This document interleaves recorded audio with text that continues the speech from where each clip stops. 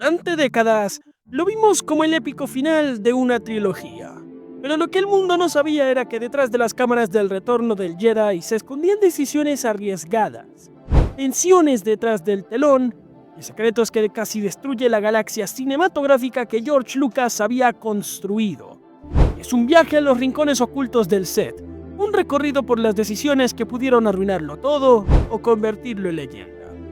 Prepárate para entrar en los archivos prohibidos de la película que definió una era.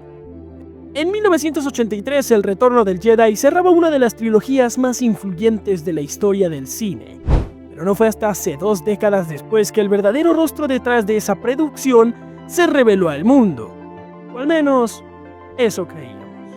En 2004, Lucasfilm relanzó la trilogía original en DVD, y con ella un nuevo detrás de cámaras que no solo actualizó la historia, sino que reescribió algunos de sus recuerdos.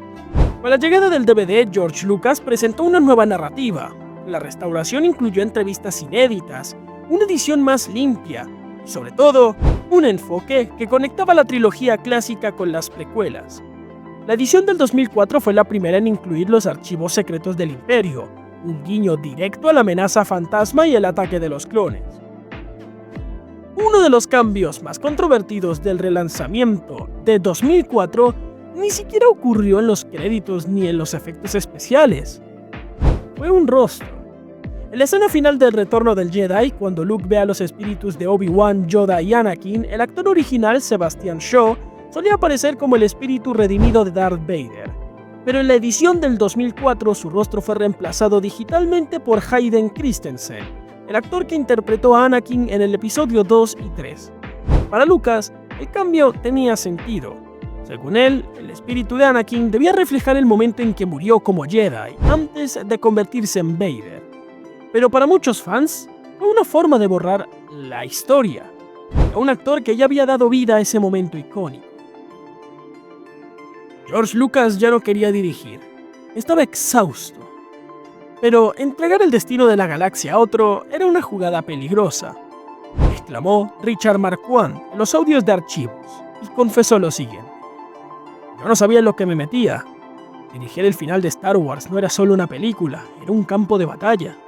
Lucas eligió a un desconocido, pero nunca soltó el control. Desde las sombras manejaba los hilos. El mundo no debía saber, así que inventaron una película falsa, Blue Harvest, supuestamente una historia de terror, pero en realidad era una tapadera galáctica. Al equipo de producción los entrenaron para mentir. Si alguien preguntaba, era una película de miedo, pero sabían que estaban construyendo el palacio de Jabba the Hutt bajo el sol abrasador. Mejoras visuales y alteraciones digitales. Solo se cambió el discurso, sino que también se retocaron las imágenes. El material del 2004 incluye restauraciones en alta definición y nuevas tomas donde los efectos especiales fueron suavemente corregidos con CGI. Incluso, algunos planos detrás de escenas fueron reemplazados por tomas más limpias acompañadas de gráficos digitales. Uno de los cambios más notorios fue el cambio de enfoque en la figura de George Lucas. En los especiales de 2004, Lucas no es solo el creador, es el arquitecto omnipresente. Las entrevistas lo muestran reflexionando sobre cómo la trilogía original siempre fue parte de una historia más grande. Esto reescribe la historia para que parezca que la existencia de Anakin, el emperador y la redención de Vader ya estaban completamente planeadas desde los años 70. Jabba no era un efecto visual, era una criatura real movida desde dentro por 3 titiriteros atrapados en la oscuridad. Una vez el operador de Jabba se quedaron atrapados por horas. No podían salir, era como estar dentro del estómago de un gusano gigante. Mientras tanto, en el set, Yoda agonizaba. Frank Oz, el hombre detrás del Jedi más sabio, movía sus labios bajo el suelo. El rostro del villano. Era el momento más esperado, ver el rostro de Darth Vader. Pero el hombre dentro del traje, David Prowse, jamás fue avisado. David Prowse, molesto, confesó: filmé cada escena, sudé en ese traje durante años, y cuando quitan la máscara, ponen a otro actor. Fue Sebastian Shaw quien mostró el rostro, un secreto que provocó una tormenta entre bastidores. Carrie Fisher y su traje legendario. uno de los trajes más icónicos y cómodos de toda la historia del cine, el bikini dorado de la princesa Leia. Pero tras cámaras fue una pesadilla para Carrie Fisher. En 2004 el vestuario fue ligeramente retocado digitalmente sin el consentimiento de Carrie Fisher. Algunos planos fueron modificados para hacer más simétrica la figura de Leia, una práctica ahora considerada poco ética y profesionalmente inaceptable. Carrie Fisher no fue informada. Cuando lo descubrió dijo: ¿qué sigue? ¿Ponerme filtros de Instagram en el más allá? Además, en la nueva versión los ojos de Jabba the Hutt fueron alterados y sus movimientos aumentados por CGI. Pero eso provocó errores de continuidad con escenas de la amenaza fantasma. Lucas originalmente quería que la batalla final ocurriera en el planeta natal de los Wookiees, Kashyyyk. Pero, por supuesto, los Wookiees se achicaron. Nacieron los Ewoks, pequeños, peludos, adorables, pero el equipo los odiaba. Los trajes eran sofocantes, los actores sufrían golpes de calor y algunos incluso se desmayaron en pleno rodaje. Uno de los enanos que interpretaba a un Ewok se perdió en el set.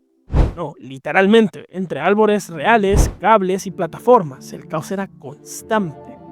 Y lo más irónico, para muchos técnicos, la batalla final parecía una parodia. Una tribu de ositos venciendo al imperio más temido de la galaxia. ¿Magia o ridículo? El debate sigue hasta hoy. En las primeras versiones del guión, el final no era lo que conocemos. Luke Skywalker iba a tomar el casco de Vader y decir: ahora yo soy Vader. Una versión alternativa escrita por Lawrence Kasdan mostraba a Luke sucumbiendo al lado oscuro y dejando un futuro incierto para la galaxia. Pero Lucas lo vetó. Esto no es una tragedia, dijo. Es una historia de redención.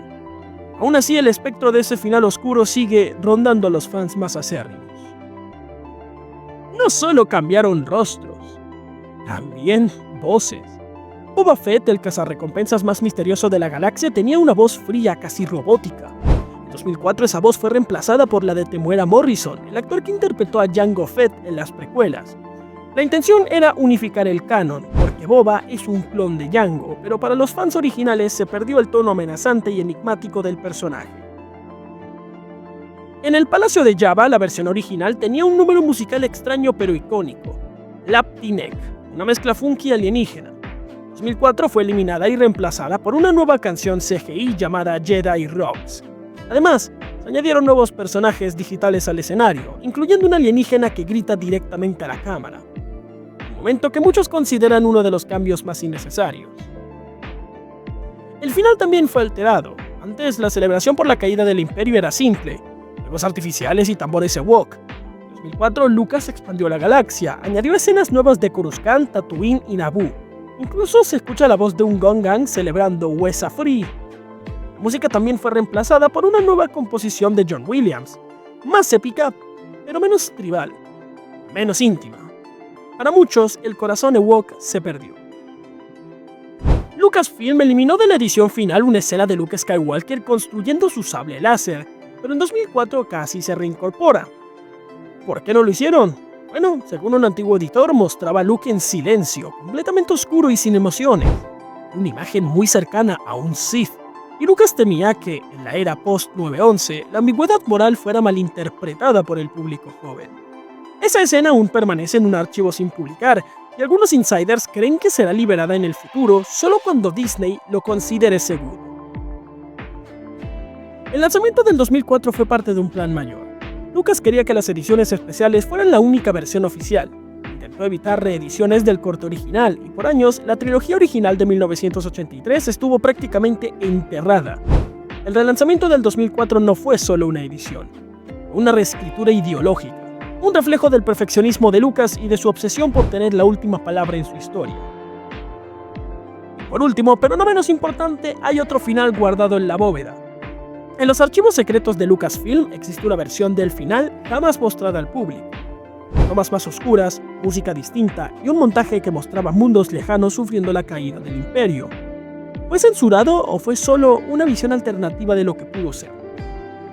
El retorno del Jedi fue el final de una era y el principio de un legado que aún hoy sigue revelando sus secretos. Porque en el cine, como en la fuerza, hay un lado oscuro que pocos se atreven a mirar. Esto ha sido todo por el día de hoy. Recuerda suscribirte, activar la campanita, darle like y revisar nuestro contenido en redes sociales. Puedes encontrar el link en la descripción y en la bio de nuestro canal. Comenta si te gustó nuestro video y no te pierdas el próximo. Nos vemos.